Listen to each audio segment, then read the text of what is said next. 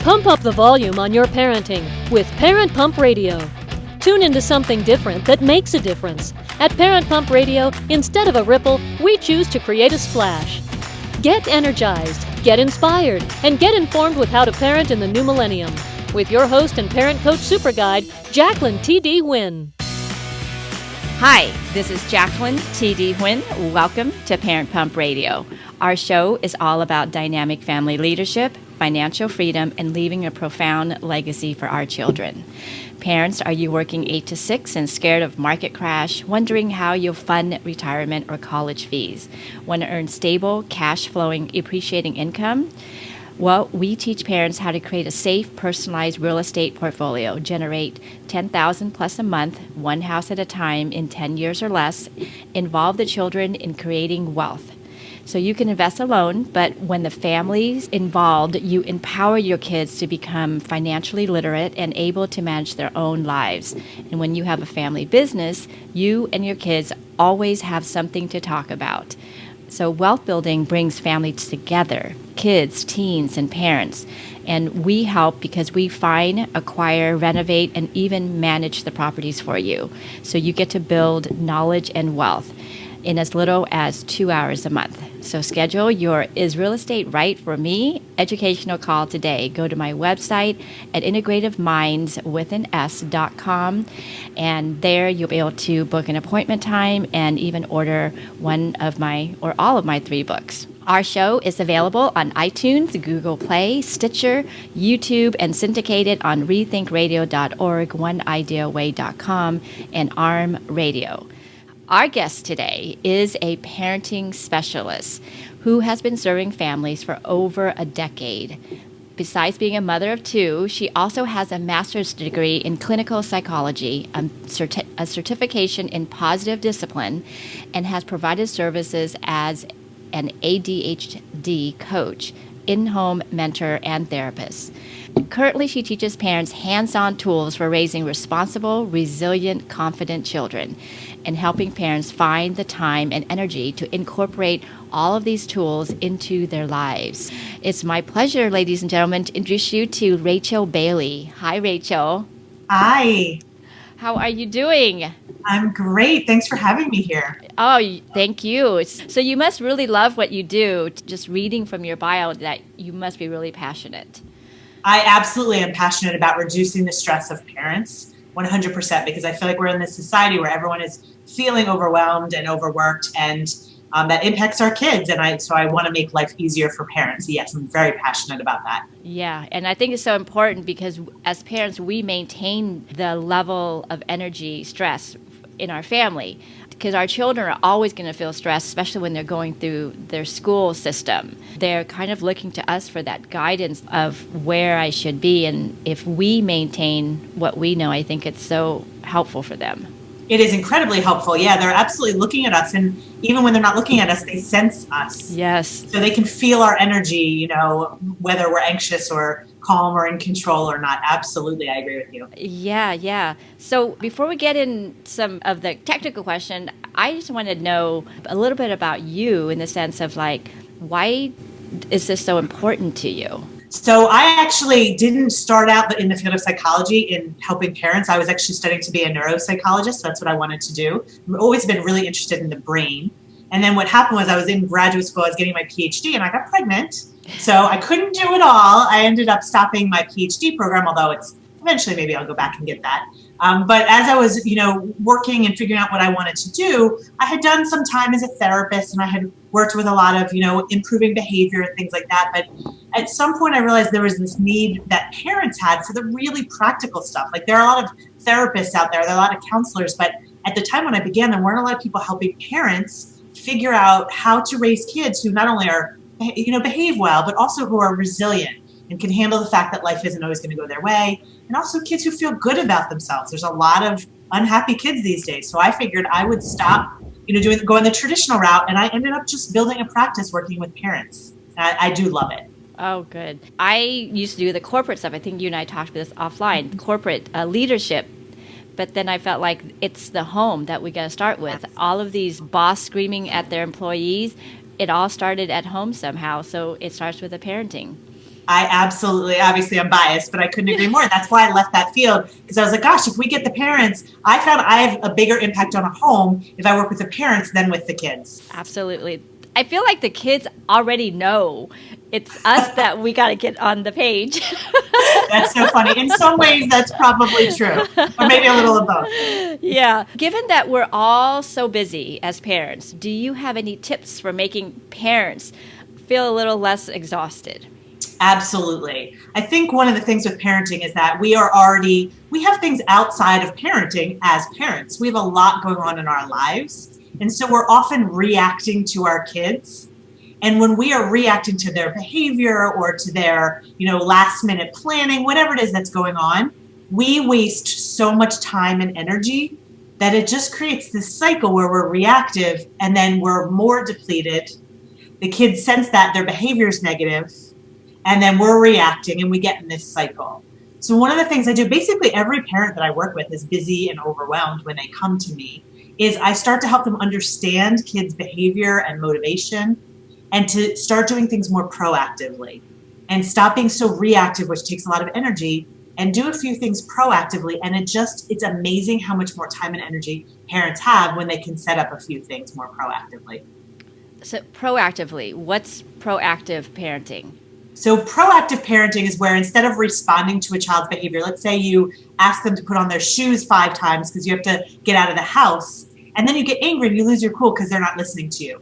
Proactive parenting is about thinking outside of that moment. Why isn't my child putting on their shoes? Or why are they speaking disrespectfully? Or why aren't they cleaning their room? Understanding the reason and giving them what they need to do what they're supposed to do in the first place. So you're not reacting once the behavior's already happened. That's reactive parenting.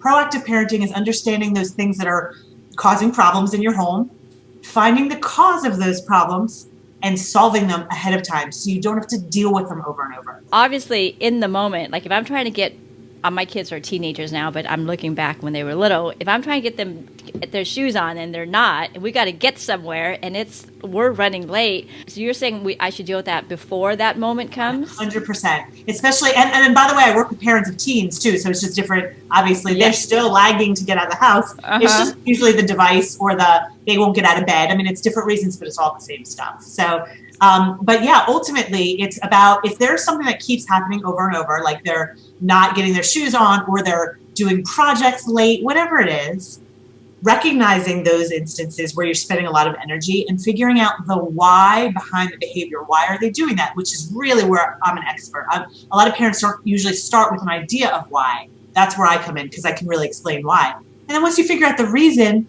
there's a solution, and then you're not dealing with the same issue over and over. And then in the moment parenting. In the moment parenting is where you're actually responding. It's more of the reactive parenting. Okay, got it. Okay. So I have a podcast, and I talk about this all the time on my podcast. We have Band-Aid parenting, which is really in the moment parenting. It's really just trying to get that behavior to stop. And often it's from our place of anger or frustration or annoyance. That's all in the moment parenting. And I call it Band-Aid parenting because you're constantly trying to put a Band-Aid on the situation rather than actually finding the solution to the problem. And when we're Band-Aid parenting, it just takes too much energy. When we're already depleted, it's a waste of time and energy. Okay, so as parents and technology, I think all the parents out there have the same problem as I do, is they're on their phone. Correct. How do we proactive parent that to reduce all of that screen time? I love that. So you want to think about, first of all, why are they? Well, first you want to figure out proactively, what are your goals? What would you like if you'd like them to be on it less? That's the first thing. Then you want to figure out, well, why aren't they meeting that goal to begin with? And so what you want to understand is, because I was studying to be a neuropsychologist, I talk a lot about the brain. So if you don't set your home up with clear guidelines about when they're allowed to be on the device and when they're not, if you're not consistent with that, then they're going to be on them all the time. Right. If you want them to be on them less, you actually need to have clear guidelines. Now, for younger kids, what I say is you want to let them know when they're allowed to be on the screens. Up until about age 7 or 8, you say, this is when you're allowed on the screens, and you make that a consistent time. The more consistent you are, the less kids will resist and the less they'll crave it at other times. That's the way the brain works. If our brains get used to this is our device time, then they don't fight it all the time. Now with older kids, like teenagers, I actually think it's really hard to say you can only be on it at this time. So what I say for parents of teenagers is have a consistent screen-free time for the entire family when they're not allowed to be on screens. Be very consistent. And what it does is it teaches your child how to use that time wisely. And it also allows them to predict when they're not going to be on screen so they can plan their homework time. It actually teaches them a lot of skills, but it also makes them, resist you less when you say, hey, it's not screen time. If you are consistent about it, they resist less. That's just the way the brain works. So that's one example of how we get kids off of screens. Okay, so you just block off a time, like maybe that's a family time, and then there's no screen time at that time. Correct. Okay. And the more consistent you are, the more their brains are going to get used to that. And the less they're going to resist, and the more they're going to plan for that. I actually had a mom very recently, like 2 weeks ago, tell me that she overheard her daughter, who was 16, telling her friend, I'm not going to be able to talk to you at that time because we don't do screens at that time in our family. Okay. She was like, oh my gosh, I never thought my 16-year-old would say that. After school, when they get home, should it be like the family time where we're having snacks? Or should I give them that time to just kind of be alone since they've been around so many energies at school? Yes.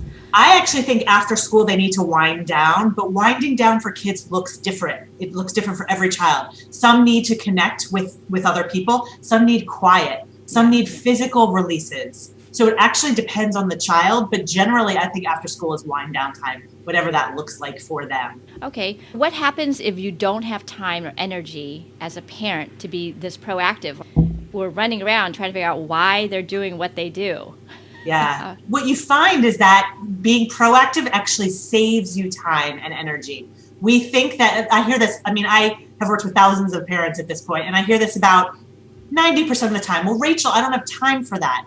But when parents take do a session with me, although you can do this on your own, you don't need to pay someone for this. But if you take maybe an hour and you actually come up with some proactive strategies, that hour is going to buy you 5, 6, 7 hours in the week. And so much more energy. So this actually saves time and energy. It doesn't take more time and energy. That's a good point. Kind of like what that saying, teach them how to fish, and then they can fish on their own. Yes. Then you're not having spending each time. So that's a very good point. Absolutely. Yes. You just figure out what the proactive strategies need to be. You implement them, and it takes so much less time. When parents come to me and depleted and exhausted, I do an accounting with them of how much energy they're currently spending. And then 2 or 3 weeks later, they're like, oh my gosh, it's amazing how much less energy I'm spending. Yeah. Sometimes I think just dealing with kids' behavior is what tires us out, like you were saying. What tips do you have that we can use to motivate kids to listen to us more, to act more responsible? And I think this probably has that teenage years written all over all it. Years. Yes. but all years. But I get these teenagers, they tend to, when my kids were younger, they just seem more excited, more motivated. Mm-hmm. Absolutely. But now, as they get older, more stress are involved, and it just depletes them. Absolutely. And it's often their behavior or their responses that are depleting us. So one of the things that you need to know about teenagers is that, they're motivated by totally different things. Young kids are motivated more by sort of silliness and excitement and connection with their parents. That shifts during adolescence. Yes. There are two things that motivate teens: respect and control, age-appropriate control. So here's what I always suggest if you're having an issue with your teen in some area where they're not doing what they're supposed to be doing, is actually sitting down with them proactively, because you're doing so much fighting in the moment and it doesn't go well. Sitting down with them proactively and using what I call a joint problem-solving strategy. And this is you have to do it in a specific order, especially with teenagers, or it's not going to work, because they need respect and control. So you always want to connect first, give them some respect, and make sure that they feel connected to you. But then let's say the issue is that, in fact, why don't you give me what's an issue with the teen that you would want to address? I'll work through it with that. I think what I hear consistently a lot with parents is their teens are so stressed out with homework. Mm-hmm. And we can't undo homework, because especially the high school years, because they get a lot of homework and they can't just not do it. Once they get stressed, they start crying, whatever it is, and then you're dealing with this reactive behavior, and then anything you say or do just adds fuel to the fire. That sounds like all the parents I work with too, and it's so funny how to get them out of that cycle. But the first place to start, just very generally, is sitting down with the teen more proactively and sort of setting a boundary and saying, you know what, we need to figure out this homework stress issue That's basically the first step. You start when you're in a connected place. You set a boundary. We need to figure this out. The next step is always, I want to hear what this homework stress is like for you. You're getting into your teens' world with them. With teens especially, we do so much talking at them, and we try so hard to convince them to see our perspective. Yeah. Very few adults take the time to hear what teens' experiences are like. So you ask them what it's like for them, and you're going to get so much information, especially if you have a good relationship and they're opening up to you, about why it's stressful. And then the next step, once you've really heard them without telling them why they're wrong or fixing it yet, then you say, okay, let's come up with a plan, given everything you just told me and the fact that we can't get rid of homework. What's a plan that we can use to help you with the stress? Now, I know from working with teens and parents of teens that often it's about time management or organization, but you're coming up with a plan with them. You're giving them respect and you're giving them control. You do not need to come in and fix and solve it and tell them what the plan should be. You need to have your teen come up with the plan. And the last piece of this, and this is what parents love the most, is once you've come up with a plan with your teen, it's really your teen's plan, the last piece is to say, okay, what do you want me as your parent to do if you don't follow your plan? So it's ultimately, empowering the teen to come up with the quote unquote consequence so that the parent feels more in control because they already know ahead of time how to handle it. And the teen feels really in control because they were the one that came up with it. Yeah. So ultimately what that did is it set a boundary with your teen that we need to deal with the stress in a way that was respectful and gave them lots of age-appropriate control. So that's just one example of a strategy that you would use to help improve the behavior proactively, and then you know how to deal with it. And then what do you do when you get the I don't know answer? Like, okay, well, what do you think would help? Yeah. I don't know. And then you do, because genuinely teens tend not to know. So here's how I respond to that. It's kind of easy with teens because you can say something like, well, okay, can I put out some solutions? And your suggestions, they're not going to like. No. Generally, they're not going to like. But you use that to your advantage. Okay. And you say, well, here are mine. I would love to hear what yours are. And very often, because I've facilitated this type of conversation hundreds of times, very often when you give solutions they don't like, that motivates them to come up with things that they prefer instead. And teens usually go to one of two extremes. They either give a really, really tough consequence or they go a little bit too lenient. But either way, you can say, okay, let's try that for a week. Whatever your suggestion was, let's try it. We'll check in a week and see how it's going. Okay. Yeah, because one of my irks is my daughter included, and I have lots of friends, same school. These kids will stay up till 2 a.m. to do homework. And I just think that's so damaging to the brain, considering they've been up since 6, maybe even earlier. If they have 0 period, probably 5 o'clock in the morning. And my thing is, you go to bed at 11. If you want to wake up at 4 a.m. to do homework, that's fine, because at least your body got a little recharge. Yes, it's so true. But here's something really important to know about teens is that their executive functioning skills, which is basically their ability to manage their time and organize their stuff and break things into small pieces. Their executive functioning skills, are not on par with the demands that they have on them. Okay. So you can say to a teenager, you need to go to bed by 11, or I think you should go to bed by 11. They literally don't know how to manage their time to get in that downtime, which they really do need, and to break assignments into smaller pieces. They don't, most of them, I would say 75 to 80% of them don't have the skills to do that. So it's one thing to say, you should go to bed earlier. Even if they're like, yeah, I agree with you, they don't have the skills or the tools. And that's a big piece of what's going on. And if we don't proactively address this, it is not going to change. So remember I said there are things that cause behavior. This is one of the causes of that behavior. So is that when you have to sit down with them and teach them how to break down their homework and time manage then? That's exactly what you would do. It's exactly right. And depending on your relationship, it gets more complicated with teens because some teens are like tuned out and they don't want to hear their parents. And then I would personally take a step back with that family and say, how do we get your relationship to the point where you then can be someone who has more influence over your teen? So often when families come to me, I do have to take a step back and help them build their influence with their teen. Okay. So what can we do to make sure we're still parenting consistently, like we talked about, with our core values, even when we're worn out? Yes. And that is the case of with most of us is we're worn out and then we're not parenting from our values. We're yelling. We're throwing up these punishments that we don't even want to enforce. Right. So one of the things I do when I first work with parents is I have them set up what I call a parenting avatar, which is basically the idea in their mind of the parent they want to be. And I help them figure out how would you want to respond? If everything were going well, how would you want to respond? And I help them become really comfortable with their parenting avatar and have them come up with plans, again, proactively. And I have them fill in this very simple statement. When my child blank, I will blank. So they decide ahead of time how they're going to respond so that when they're busy and exhausted and worn out at the end of the day, they already know how to respond, because if they respond from the energy that they're in that moment, they regret it. So again, it's putting together a really simple plan ahead of time for how you're going to respond. So in the moment when you're exhausted, you just don't have to think as much. That's a trick for that. So when my child blank, I will blank. Very simple tool. Yep, that's it. When my child blank, I will blank. And then when you decide this ahead of time, especially if you figure out the things that trigger you the most, and in the moment, you just follow through with your plan. You're not doing any thinking. It takes very little energy. You just follow through. And the more you practice this, it actually starts to become second nature. You also talked about curiosity. Yes.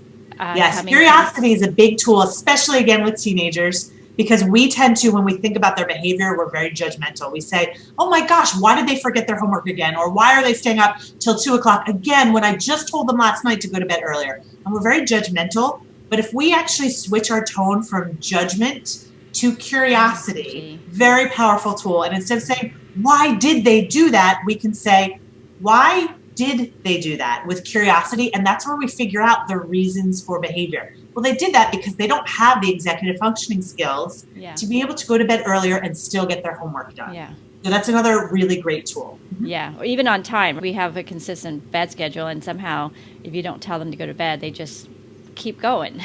That's exactly right. Yeah, because often they're more task-oriented. Adults tend to be more time-oriented, whereas kids and teens tend to be more task-oriented. So that's why they may not even know what time it is. They're involved in the task. That's, again, the way their brains work. Yeah.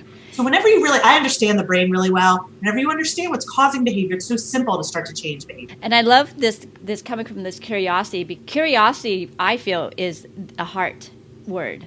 A heart-centered word. Judgment is the mental part. So you got the right brain, left brain, and just the word curiosity makes my body tingle, because it just feels so yummy. It comes from that love part, and I know you and I talked a lot about this off camera, off screen. That if we can just, I think it's first to get connected to our heart. 100%. Right. Yeah. The problem is, I find that our busyness and our overwhelm almost prevents us from connecting with our own heart. Yeah. And so then we approach our kids from this other place, and it creates this vicious cycle. Yeah. Where then kids sense that, and it goes downhill, and then it overwhelms us more, and then we're even less in touch with our hearts. Yeah. So absolutely, I could not agree more with you. Yeah, because then there's this power struck. I'm right, they're wrong, and then we're all in our head. But then if we just take it down to our heart and just feel and let our heart bleed out the love, you realize there's no right and wrong. We're just all here trying to love each other and help each other grow. Absolutely. And I always say to parents all the time, you and your kids should be on the same team, not against each other. You're the authority on that team, but you need to be on the same team. A lot of teens, when I was a therapist, would say things like, I know my parents love me, but they don't really like me unless I'm doing what they want me to do. They like me more when I'm getting good grades and I'm friends with the people they want me to be friends with. But if we're parenting from our heart, our kids believe that we like them and love them no matter what. And a lot of kids are struggling in that area, I will tell you. I agree with you on that one, definitely. Parents have so much expectation. I mean, coming from an Asian family, that hands down. We are expected to be a certain way, do certain things, and if we're not, we are bad children. Mm-hmm. So you have resource for us. Tell us about the resource. Yeah, so the resource is just about how to motivate better behavior by using more long-term strategies instead of that Band-Aid parenting I was talking about. And that's just on my website at rachel-bailey.com/responsible behavior. Okay, so that's Rachel-Bailey, that's spelled BAILEY.com. So Rachel is spelled rachel-bailey.com/responsiblebehavior.com. Oh, no, there's no .com at the end. No, it's rachel-bailey.com/responsible behavior. Got it. Okay. And so what would they find there? So what they'll find is what we traditionally do to motivate responsible behavior tends to be more exhausting. And so that resource talks about why it doesn't work and what we can do differently so that our kids feel better about themselves and still do what they're supposed to do, because they do have to do homework and get out of the house in the morning. So it really gives a different approach to parenting that will save you time and energy and actually improve your relationship with your child. Now you have a podcast. What's it called? It is called Your Parenting Long Game. Again, it talks about how to really motivate responsible behavior, but also improve kids' resilience and their self-esteem by focusing not on the reactive parenting, but on the proactive parenting. And in every episode, I give a really actionable tool that you can use to become more of a long game, proactive parent and have more energy. I know you're on YouTube and Facebook and Instagram also under the same name, Rachel Bailey? It's mostly on Facebook, it's Rachel Bailey Parenting. On Instagram, it's Rachel Bailey Parenting. And then I do have a YouTube channel. And I think if you search for Rachel Bailey Parenting. Okay. So thank you so much for being on the show, Rachel. Thank you for having me. Lots of wonderful tips. I really appreciate that. Absolutely. Thank you. Listeners, until next time, always be learning and always be growing. Thank you so much for joining us today. Go to parentpumpradio.com and click on the pink box on the top of our homepage to listen to our new and archived shows.